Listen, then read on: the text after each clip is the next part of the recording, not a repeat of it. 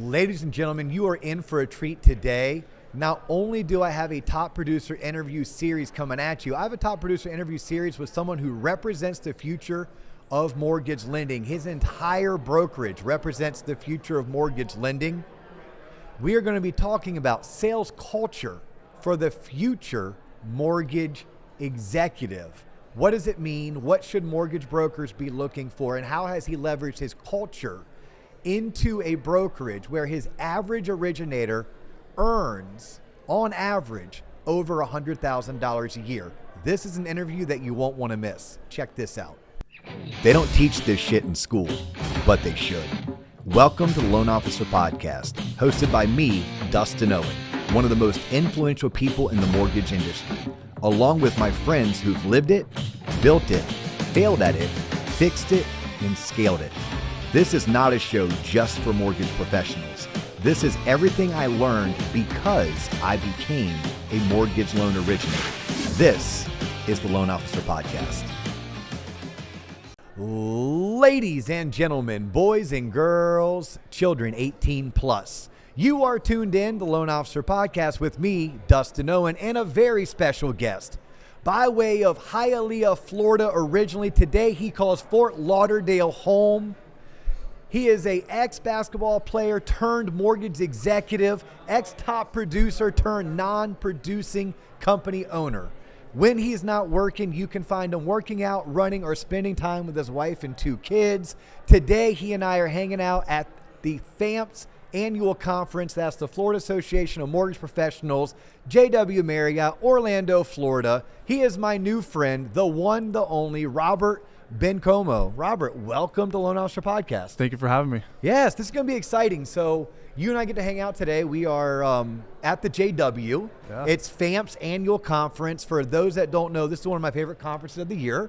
Are you a frequent conference goer here? I've been coming here for at least the last 6 years. Yes, me too. I can't believe today is like the first time we've actually got to meet in person. Yes. But I'm super stoked and grateful that we have. Robert and I have had a chance to get to know each other off camera, and now I look forward to introducing him to you on camera, because on camera you're going to learn about how a kid who came in from immigrant parents was able to rise the ranks of corporate America. Yes. With no college degree, with no experience in mortgage, yet was able to come in and in his first year do marginally not so good. That's saying it nicely. 10x'd it by year 2, Yes. and then practically doubled it by year 3 in the business. And now you're running a brokerage where you have a dozen mortgage brokers full-time working for you. You're only covering a 3-county area, and your average broker is earning 6 figures plus. Yes, sir. Okay, this is freaking awesome. And this is all, by the way, thanks to today's show sponsor. Like, you and I were connected thanks to Angel Oak. Robert and his team were named Angel Oak's Brokerage of the Year in 2025. And if you don't know who Angel Oak is, first, I think you're sleeping under a rock. But let me just tell you, Angel Oak put non-QM lending on the map. They are as OG gets. We're talking bank statement loans. We're talking non-QM loans and a plethora of more non-QM products. Loan originators, mortgage brokers, if you're looking for a great resource and source for non-QM, listen to Robert. Take it from me. Check out Angel Oak. So, Robert, let's do this. I want the audience to get to know you first. Okay. And then we're going to talk deeply about the culture you've been able to build at your company, Elite Lending. Let's do it. Loan originators. What are you doing with those self-employed borrowers? How about the real estate investors or those borrowers with complex income? Well, with Angel Oak Mortgage Solutions, it's not a problem. They have spent more than a decade helping mortgage professionals like you serve borrowers who don't fit the traditional mold. From bank statement loans and DSCR programs to other non-QM solutions, Angel Oak provides the expertise and support to help you close more loans and grow your business. If you have not connected with your Angel Oak representative, do yourself a favor. Call, check in, hear more about how they're helping originators like you fund more loans and leverage their products to do so. And if you're not already signed up to work with Angel Oak, check them out online, visit their website, and inquire about what it would take for you to be partnered with Angel Oak. All right. So start off with, what did you do coming out of school? Like, what was your first career? What's your backstory? So my backstory goes like this. I actually, once I graduated high school, I got into the car business. Okay. I was a young 20-year-old selling cars. Was that something your family did? Nothing, just out of pure randomness to make money. Okay, so was it the money that drew you into the car industry? Pretty much. Would you say that you're a person who has been money motivated for most of your life? Early years of my life, yes. Early years. Yes. As a younger adult, yes, money was the driver. As you get older in life, you figure out that's not the only driver in life. Well, I often coach that it's all about the money until you get it. And then what you've learned and I've learned and others have learned, then you get it and you realize, oh crap, it's not about the money. Absolutely not. It's the complete opposite. Were you that kid early on? I'm talking like middle school, high school. Were you always hustling? I was always working. I started working when I was 15 years old. Okay, what was your first job? I used to work at my uncle had a body shop, and I used to work there cleaning cars, fixing cars. That's how I started my life as far as working wise. Are you a car guy today because of it? I am a car guy today because of it. I love cars. What's your dream car? It's a Porsche GT3 RS. Okay. And what do you drive today? Today I have a Raptor. Okay. Oh. Yeah, that's a cool truck. I love the Raptor. Yeah, that's cool. I almost got a Raptor twice. I just could never justify the size. It's excessive. It's huge, but I love the look. I love cool. the feel. It's meaty. It's girthy. But no, one thing you and I have in common that I think a lot of people who have found success in mortgage have in common is we tend to have grown up either, envious of money. Yes. Wanting it because we didn't have it. Correct. Which I think is what you and I have in common. Or just money motivated. Yep. Like maybe you had it and maybe you like that lifestyle and your mom and dad were like, hey, homie, you gotta make that's it. my money, not your money. You want your own, you got to go make it. That's what I tell my kids. Yeah, yes, 100%.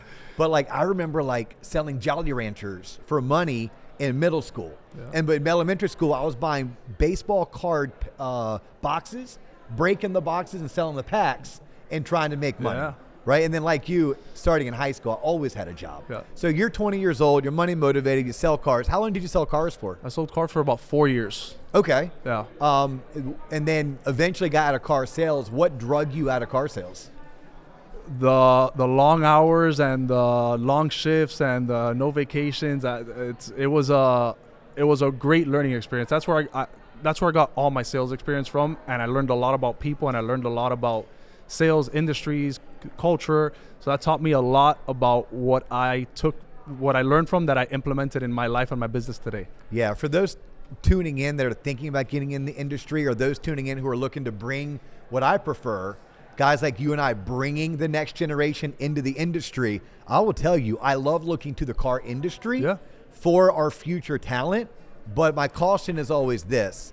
I want to take the ones that got the best from the car industry, but I need them to leave the worst from the car industry behind and not bring it into the home loan industry. It's a very, very, very lucrative business, and it teaches you a lot about sales. I can stand today and say my sales experience is from the car industry. I learned how to sell because of the car industry. I was smart enough to get out before it sucked me in that I couldn't get out. But I took it for what it was. It was a learning experience. I made money. I saved money. I bought a house. I did what I leveraged it for what I needed to in my life to learn and to progress in my financial life. And I got out. Yeah, the car industry served a season for you. Yes. That season was 4 years, but it also allows you to get into banking. Yep.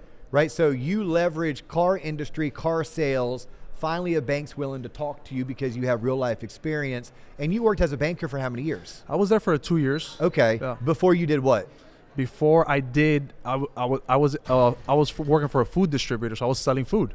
So I went from selling cars to selling food. Oh, you went selling cars to selling food and then into banking. Yeah. Okay. Yeah. And then you did banking, but you leveraged banking into I actually got recruited from one of my banking clients to be a tax and compensation analyst for a global relocation company. Yeah, say that again because it sounds sexy AF. I'll give you the full title because that's what's really cool. I was an international tax and compensation analyst.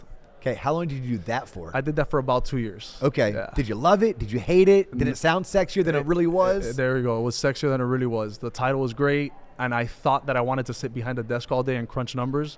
and just work my 9 to 5 and clock out and have my steady paycheck.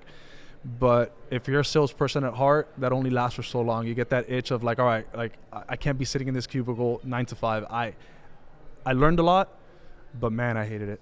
Yeah. Well, and we spend this time on people's backstory because if you're a hiring manager, the backstory matters. Yeah. It does. But if you're tuning in as a podcast listener and we're getting ready to wow you with some of Robert's successes, and Robert's going to teach us on today's show exactly how he's built this culture of full-time mortgage brokers where the average person is making over $100,000 a year, I think it's good to know where someone comes from. Absolutely. Right? It comes from, I have a sales background with cars. I have a sales background with a food distributor. I then went and worked in banking. I leveraged banking into work in international tax analyst, all to rediscover I'm an entrepreneur at heart, right? That desire to earn money, have unlimited pay, be your own boss never went away. Never. But there's a good chance to also say that your path was the right path because you picked up certain experiences. 1,000%. I needed to go through those seasons in my life to get to where I'm at today. I wouldn't appreciate what I have today if I didn't do that.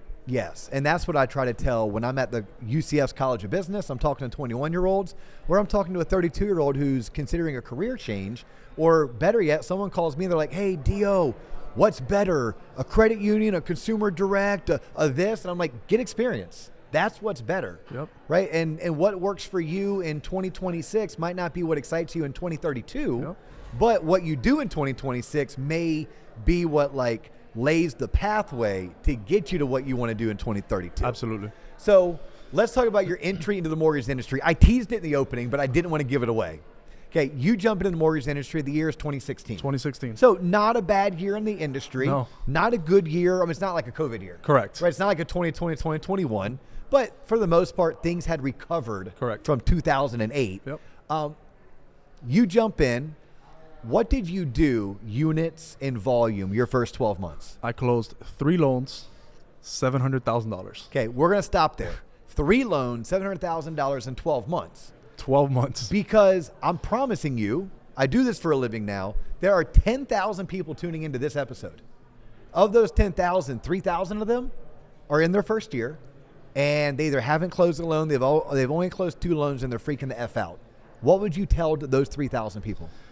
You just got to stick to it. One of the big things that I pride myself on and that I tell my team is, like, you just got to go all in, right? I told myself that I was going to make this a career, and I believed it, and I just wasn't going to let anything get in my way. Every time when I was younger, in my early years in the other industries that I worked in, when things got tough, I was like, all right, let's jump. Yeah. Let's try to find something else to make more money. Let's try to find... And I just stuck to it. It was the one time in my life I was in a different season in my life, married, a newborn, and I was like, all right, this has to work. I mean, at all costs, this is gonna work. So I just, again, you gotta find that grit and that deep determination inside, and you gotta think of this as a long-term career, and you just can't give up. You just gotta keep pushing. What's crazy is that season of life you were in, married with a baby, owned a house, that was every reason for you to give up. That was every reason for you to say, hey, this isn't working. Yeah. Let me go back to that banking job. Let me go back to that tax analyst job, somewhere where it's a guaranteed paycheck. Yet you doubled down. So what'd you do in year 2? Year 2, we ended up closing around like $8 million. Yeah, so from 700,000 to 8 million, you 10x'd it. I did, and in my first year, 2 of those deals were family members. Okay. So let's say one of them was an actual new client. Yeah. So yeah, and then how about year 3? Year 3, we went into $20 million. Yes. Here's what I want the audience to know: that's normal. Everything you experienced is normal. It's what everyone should anticipate. It's what I tell you. Get in this industry, I'm like, look, plan to starve your first 6 months. You may make okay money in the last 6. Yeah. Whatever you do the last 6 months, double that. That's what you'll make in year 2. But year 3, there's a chance to double it. And you did. 700,000 to 8 million, 8 million to 20 million. Yes, sir. Right? So you went from making $7,000 to $90,000 to $200,000. Correct. Yeah. Correct. Yeah. $7,000, you could have literally picked up poop in your neighbor's backyard and made more than that. I tell my team all the time, I could have worked at a fast food restaurant full time and made more money. Or you would have made 3 times, maybe 4 times. Living in Miami, 4 times more money down there. Easily. Yes. Yeah, but you stuck it out. You saw it through. What do you think was the secret to your success? biggest thing for me is mindset change. I believed that I could be a top producer. I had all the tools. I had all the technology. I had everything behind me. I had great support. Obviously my wife, great support behind me, like saying she was all in. Like, yeah. And that was a big factor to my success to say, hey. Was she working? Yeah, she was. She was. Okay. She was. So she was the sugar mama. Like, she was your sugar mama. Yeah. I love it. So listen, and we were both bought in on the success. Yeah. She said, hey, we're gonna make it happen. We'll figure it out. Just go. You're gonna make it regardless. So was your goal ever, hey honey, I need you to hold down the fort, you bring home the bacon for now, but I'm going to flip the script and I'd like for you to not have to go to work? Absolutely. That was the goal. That was the goal. Yeah, and it worked out. It did work out. Congratulations. That's awesome. But how did you actually, like you said, you great support system. You had a great mentor, by the way. I think that's huge. I did. You had a great mentor, and that mentor now works with me. you, Yep. which is really cool. Like, things really cool. come full circle. It does. But, and I think having a good mentor definitely helps. But how did you build your business? Like, were you buying leads? Were you, active on social, doing TikTok? Like, what were you doing to generate the business that allowed you to go from 700,000 to 8 million to 20 million? Social media. Social media. Okay. And still to this date, it's probably still my main source of referrals. Do you generate leads on social media, or do you generate relationships on social media? So when I got into the business, I got into the business relatively young back then, where the average age of a loan officer was much higher than what it is today. I think obviously in the last couple of years, we see a lot more new, younger LOs, and there's a lot. So do I. A lot. The average age of the industry has definitely gone down a lot over the last couple of years. But when I got into the industry, loan officers weren't using Instagram. They weren't using social media to post and expose themselves, and that was my biggest thing. Right. Both of my mentors were 15-year vets. Yeah. Right. They didn't need social media. They had their social media was their pen and paper and their 30 past realtors that they've closed loans for 30 years, for 15 years. I didn't have any of that. Nobody knew who I was. There was no exposure. So I got into the business at the right time, because again, I leveraged a lot of social media to expose myself to a lot of agents and a lot of people that I work with today that didn't know who I was. So I was on social media every single day, posting and making sure people knew, hey, if you're doing a mortgage, it better be with me. Yeah. So I leveraged it a lot. But let me ask you this, because I think I know where you're going to go with this, and I'm curious, though, to see if I'm right. It could be dead wrong. It wouldn't be the first time in my life that I was dead wrong about something. You were posting, but were the realtors and builders and financial advisors then just reaching out to you? Or did you actually have to post, connect with them, see that they're engaging in your contact, into your content, and then DM them? Correct. That was it. Yes. I do my little homework on it. I'm seeing who's interacting, and then I'm following up with those people, and I'm staying active, and I want to make sure that they're seeing me every single day, right? Because if nobody knows who you are, then you're not gonna get any business. I don't care how many people you know. I knew plenty of realtors. I knew plenty of title companies. I had a ton of friends that were in the industry, but nobody knew who I was, right? I tell people all the time, just because you have a lot of friends in the business doesn't mean they trust you with their business. Yes. So you have to earn that. And when people see, hey, this guy's closing loans, oh, this guy's active, oh, this guy's posting, he's helping with open houses, he's helping with this, and hey, my loan officers are doing that, and they're starting to see, and I'm building traction, and I'm DMing these people consistently, and I'm staying in front of them. They're like, all right, this guy really wants my business. This guy really he's earned an opportunity. It could have been, hey, listen, this is the fallout from another 3 lenders. I couldn't do it, but that was my at bat to prove, and that's how I got the ball rolling and snowball effect, and I landed a couple of big agents my second year, and my third year that turned into like 3 or 4 more agents, and it just snowballed from there. I mean, it's just. Were you ever having to meet these people face to face and in person? Still to this day, there's some that I've no never way. met. Yeah. So the relationship started online, it stayed online. Yeah. But you were communicating, 100%. But you're communicating through comments and DMs. Yeah, and so then, it wasn't just post a reel, correct, and then all of a sudden these leads come pouring in. No, it's okay. It's a long-term nurturing. It could be 6 months, it could be a year, it could be 2 years. Obviously, at some point, yeah, we do meet and things like that. But some of them, no. Some of them, hey, they've met me, they see me online, they have a lot of realtor partners that I work with in common, and they're like, hey, I see you work with this person. I've spoken to them. They say great things about you. I want to work with you. So it was a snowball effect. And then from there, you obviously get on phone calls when you have transactions course. together. You're giving them updates. You're talking about files. You're talking about clients. Correct. Cool.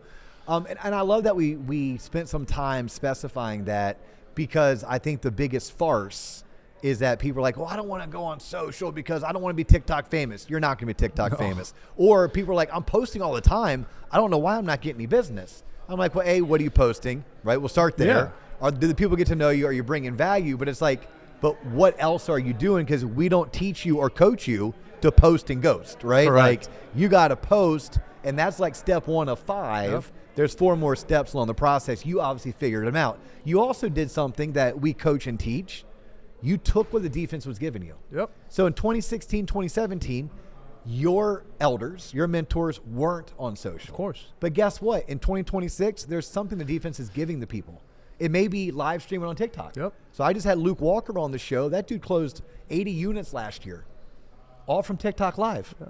I'm guessing you're probably not going TikTok Live. No. Because you're the senior dude now. Yeah, I'm the senior guy. You're the senior I'm on guy Instagram. Now. Yeah, I'm an Instagram and guy. it still works for you. Still works. That playbook still works for you. Yeah, but what I want the audience to know is never feel like, oh, because I didn't get in like Robert did in 2016, I can't do that. It's like, no, do what Robert does. It's now true. Yeah. We do the things that are true, but at the same time, the defense is giving you something that the Roberts of the world aren't going to do, and you can start being that and carve that out as one of your marketing niches. Of course. So I want to transition because you became a top producer, yes. and then because of your entrepreneurial spirit and also your leadership skills and your desire to lead. Correct. Right? I mean, you were a competitive basketball player growing up. Robert was telling me off camera that growing up, he really thought he'd be a professional basketball player. Like, that's where the dreams and the hopes went. Life quickly humbled me. Yeah, well, you realize, 6'5" is tall. Yeah. Except for in the NBA. Correct. And then it's really not that tall. Yeah. Unless you can jump like 48 inches off the ground. That wasn't happening. And have a crazy three-pointer like Steph Curry. That was not me. And that was not me. Yeah, you're not posting up anyone at 6'5" at the next level. I'm not checking any of those boxes. but obviously you grew up competitive. You yes. grew up an athlete, a leader, and an entrepreneur. So it makes sense for you to want to eventually start doing less personal production, giving those referral sources and that business to your team, letting Correct. your team do it. And you go and open your own brokerage. Yep. And I'm curious because there's people who tune in right now that want to open their own brokerage. What are 3 things that you would tell someone? This is not part of the script. This is us going off script for a hot minute. What are 3 things that you would tell someone that was looking to open their own brokerage? Like, here's what I'm thinking. TLOP Unite is not your typical mortgage event. This is the first ever TLOP cruise experience built exclusively for originators. And for 4 days, it's not about the speakers, it's about you. We're talking breakout strategy sessions, real conversations, curated events, and uninterrupted access to a community that helps you grow. If you're serious about taking your career to the next level, this is where you need to be. Space is limited and the price is right. So click the link now and learn more. How do I know if I'm right to open my own brokerage? We'll start there. That's okay. number 1. Give me that one. And I talk about this a lot. Okay. I mean, my biggest thing in that I like preach is like, all right, like, what are you getting into business for, right? Is it to make extra money? Because if it is, that shouldn't be the only driver. If you're looking to make an extra 20 basis points on a loan because now you're the owner and you can make an extra 20 basis points, it's what's the long-term goal, right? Like I was big when I opened up my company.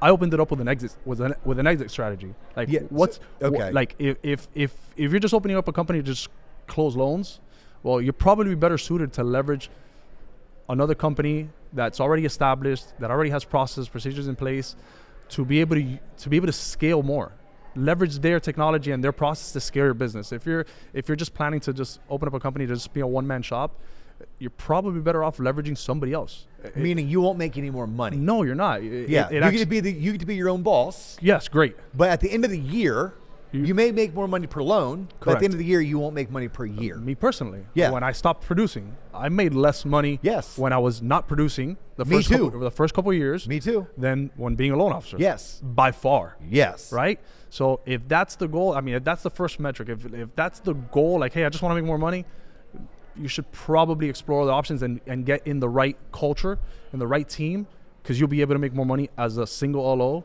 than being a broker owner. It's not as beautiful as everybody paints it, right? Yeah. There's a lot that goes behind being a broker owner. And for the record, I mean, Robert was telling me, I mean, they're going to do over $200 million this year. Correct. That's elite lending out of South Florida, with the goal to do $1 billion. That is the goal. Right, with the goal to do $1 billion, and I don't have any reason to doubt why you won't do it.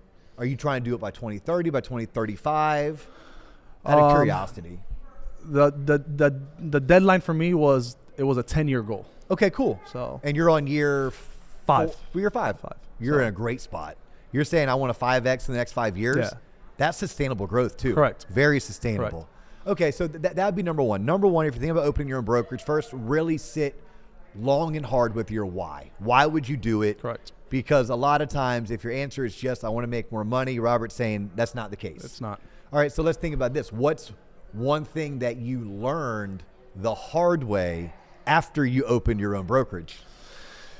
One of the hardest things was growth, right? I thought I wanted growth very, very fast, and fortunately I got it very, very fast, but I wasn't expecting all the headaches and all the things that you have to deal with as an owner, as an entrepreneur, that come with that growth. I was like, hey, yeah, I want to own a business, I want to have 50 LOs, I want to make all this money, and I'm like, all right, well, like, this isn't what I signed up for initially, right? You're as a broker owner, again, and when you're running a decent sized shop, if it's 1 or 2 loan officers, it's a different story, but when you're running a decent sized broker shop, I mean, you're everybody's financial advisor, mentor, therapist, your HR, like you're Yes. everything. IT, you know, marketing. So I didn't sign up for that. I signed up for closing loans and making money. Yeah. That was the initial goal, right? But I was fortunate enough, obviously, to be able to scale the business and grow how we have over the last couple of years. I just wasn't expecting that, you know? If you had to do it all over again, this would be question number 3, and then we'll get back on the tracks that we were originally on. We're going to get into culture, and then we'll wrap it up. But if you were to do it all over again, what's one thing that you would do different, or maybe you would prioritize? Probably the biggest thing that I probably would have done differently would have been how I originally set up, like, my operationally. Operation is the core to, and again, to me specifically, it's the core to any mortgage company, right? And By the way, it's the core to any company. Yeah. I mean, Mike, who's recording this today, Mike's my business partner. Mike's typically the co-host, and he's the producer of the show. And he turned me on to Gino Wickman's book, Traction. Don't know if you've read it yet. Haven't.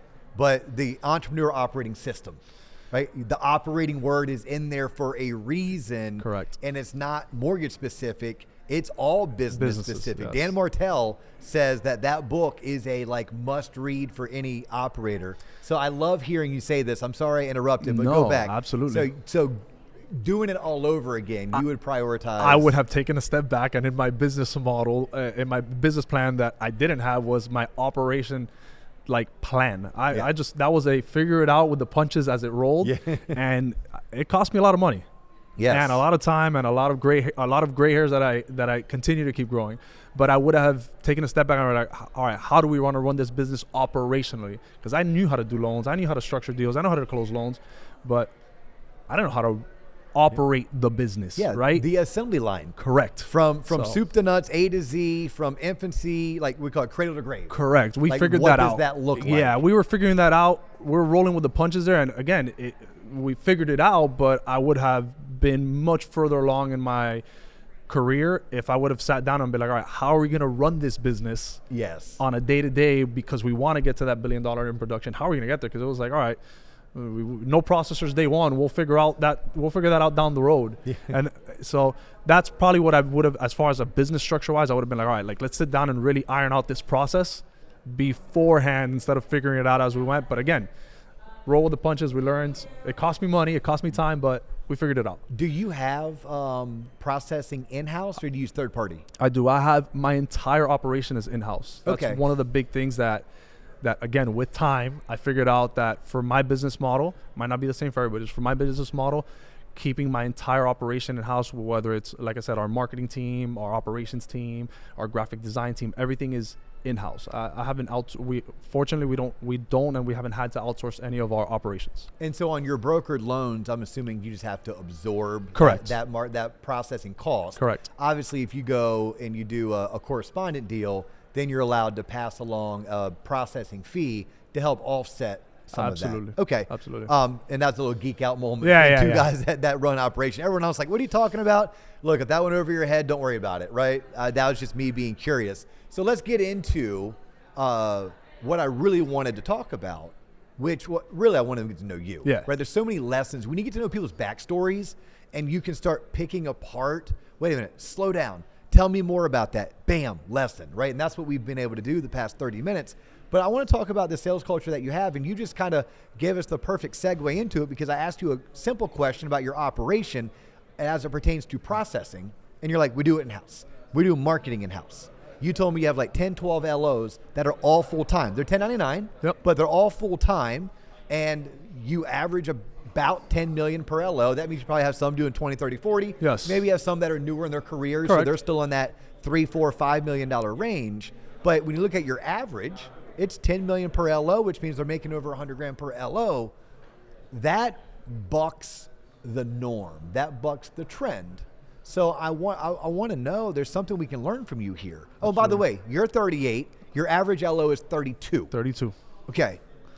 So you have a sales culture that I think we can steal, Yep. swipe, emulate, because you have a sales culture that is for the future of mortgage lending, because you're a future executive of $1 billion operation and you have all these future top producers. Walk us through how you explain, teach, and coach your sales culture. Yeah, it's very, very simple, I guess, in my eyes. But I mean, my first step before I even consider to hire a new LO, and I love hiring new LOs.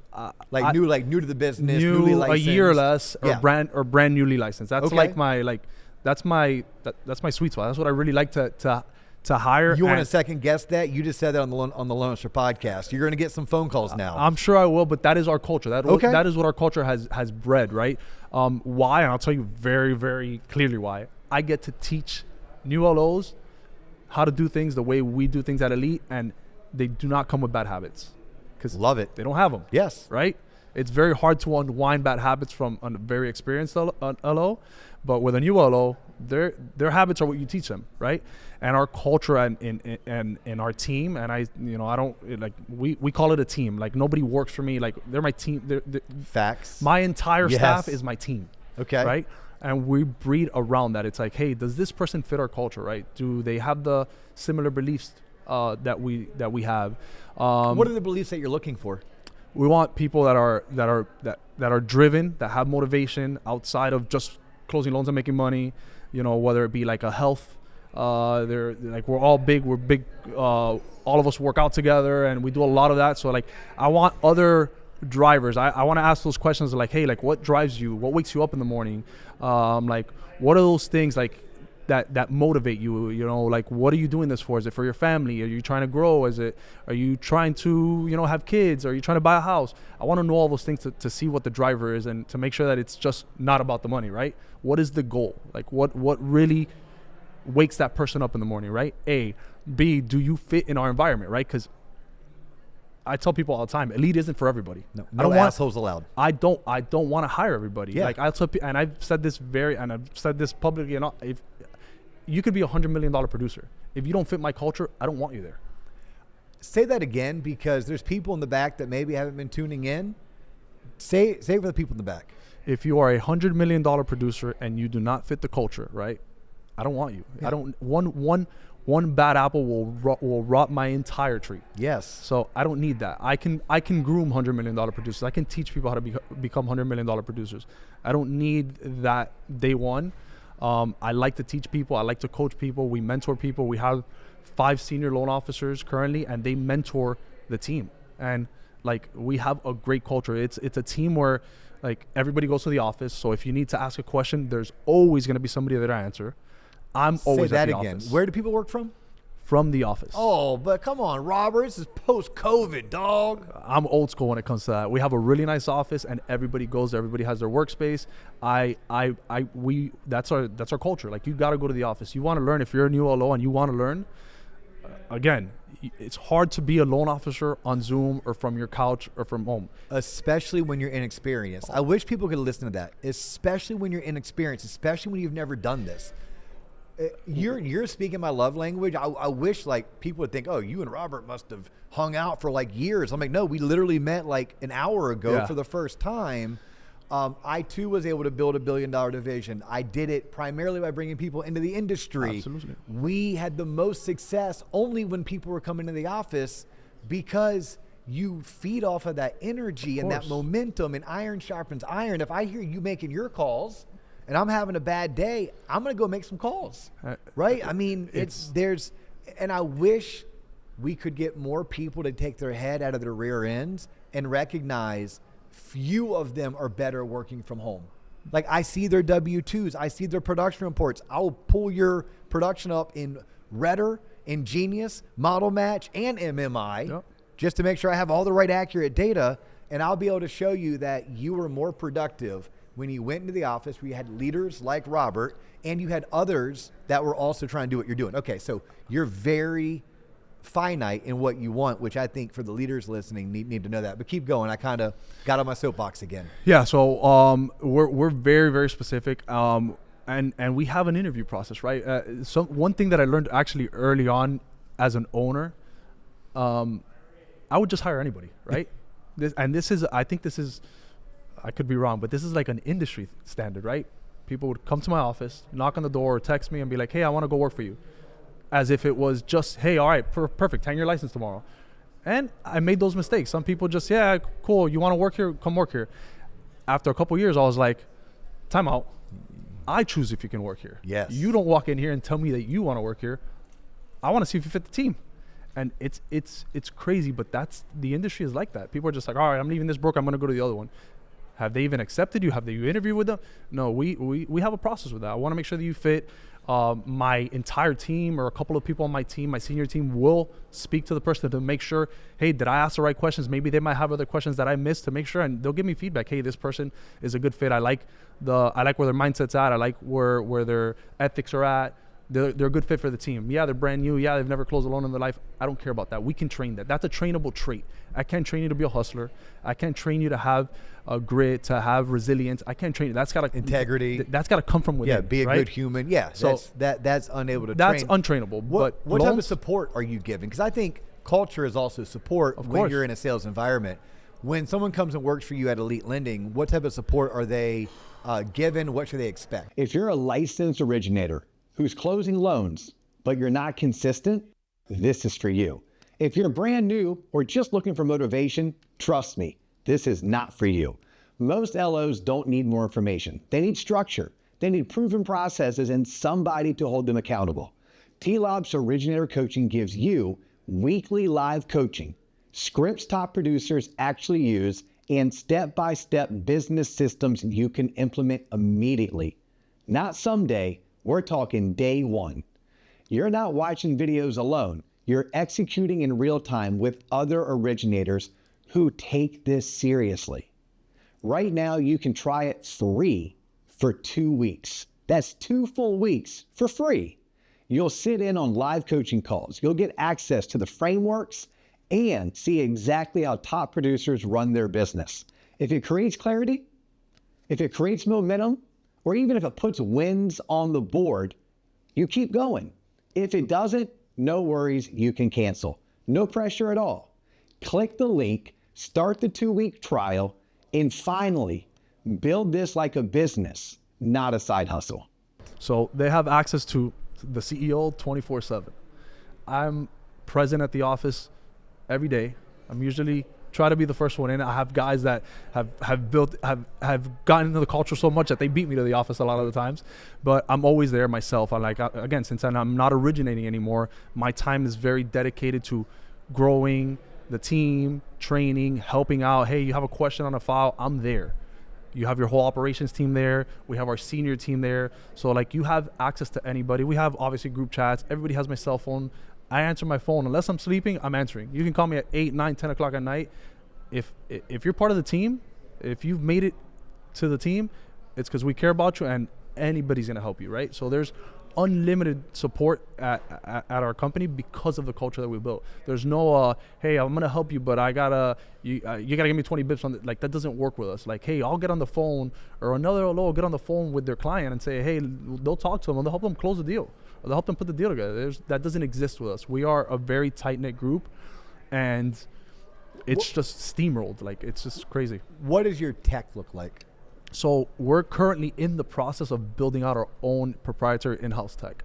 I've shifted from all the third-party tech that's out there, and we're building for our internal process and for all of our internal. Is that POS, LOS, and pricing engine? No, so LOS, we're gonna stay with our LOS that we have, but our POS, our CRM, and our internal, like we have an internal for our pipeline management. Yes. Our commission trackers, all of those things, we're building all of that in-house. And it's because I've seen all the tech that's out there, and there's a lot of great tech, right? But I've come to realize that all that great tech it's to cover the masses, right? And I don't run my business like the masses. I run my business how I run my business, and there's specific things that we do that a lot of tech doesn't offer me.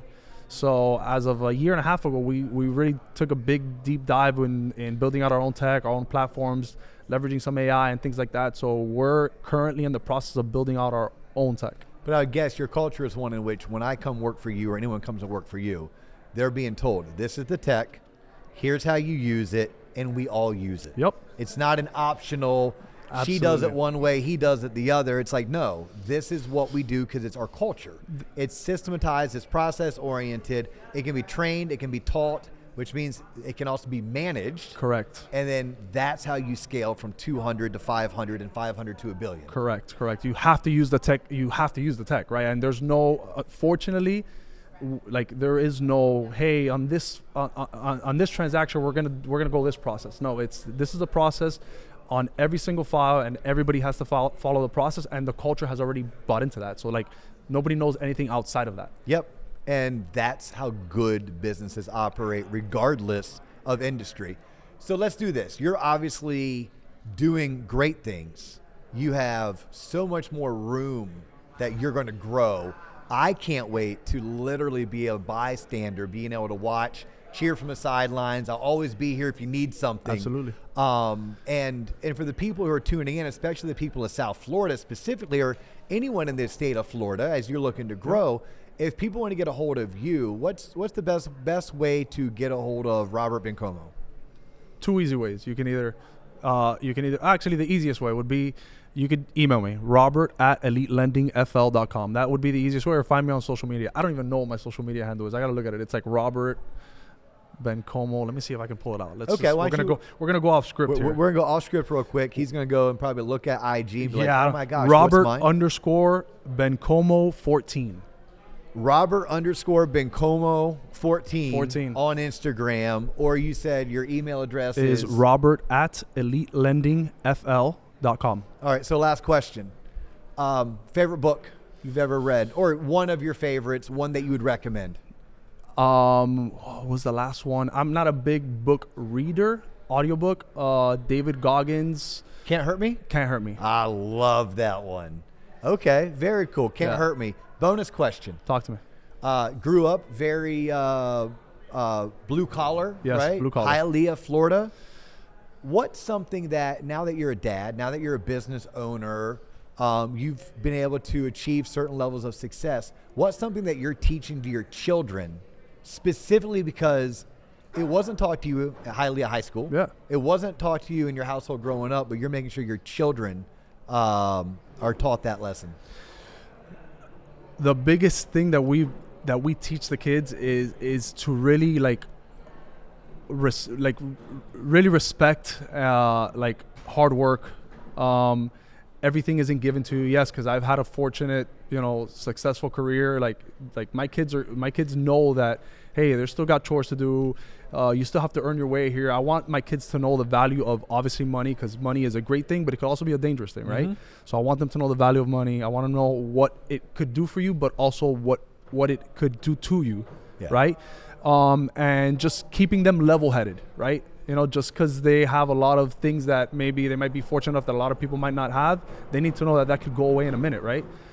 So they're they're great kids. They, we're very involved in like nonprofits and things like that, and I get my kids involved in that. I want them to see that, hey, the rest of the world isn't living how you live sometimes, right? You need to see what the other side of the world looks like and what most people go through on a day-to-day basis, so that they can really like not lose touch with what reality is. Yeah.